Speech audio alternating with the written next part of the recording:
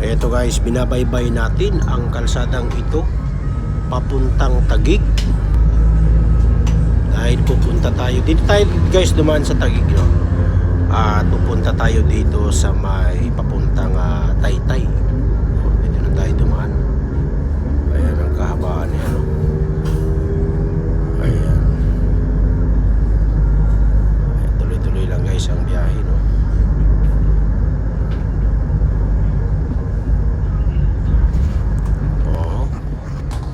Guys, ang ating mga nakikita Skyway na yan guys, oh. Pababa. Ayun. Hindi Skyway yan. Ayan. Yan dyan na manager ba? Hindi ba ano? Team lang siya.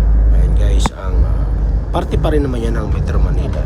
Pero yung papuntang Taytay, Antipolo yan ay Taytay Rizal pala, hindi Antipolo. Ang Antipolo ay sakop din ng lalawigan ng Rizal, no?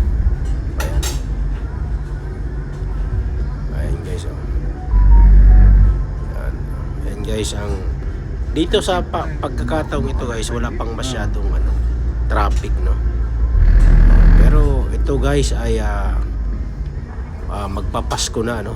Itong biyahe natin ito magpapasko na, ilang araw na lang ay magpapasko na. So ang mga traffic ay sakto lang kasi ba yung iba mga taga Maynila lumuwas ng Maynila pumuntang probinsya, pero yung mga taga probinsya pumunta naman ng Maynila. So halos vice versa lang, ano? Kaya ang tao hindi pa rin nabawasan. Yun nga lang, talagang mas maraming umuwing probinsya kaysa mga probinsyano pumuntang Maynila, no? Ayan, nakita natin ang build up. Ito ay araw pa ng linggo ito guys, linggo pa ito. Itong Paskong biyahe natin na ito, no? Ayan. Thank you guys for watching.